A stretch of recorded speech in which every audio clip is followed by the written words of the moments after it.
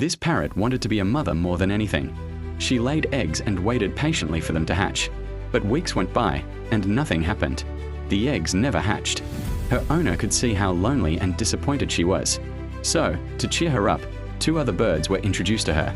At first, nobody knew how she would react, but almost immediately, she became attached to the yellow bird.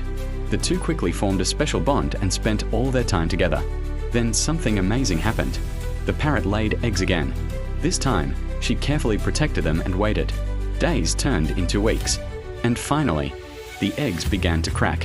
One by one, healthy chicks emerged from their shells. After all the waiting, heartbreak, and hope, the parrot finally became the mother she had always dreamed of being.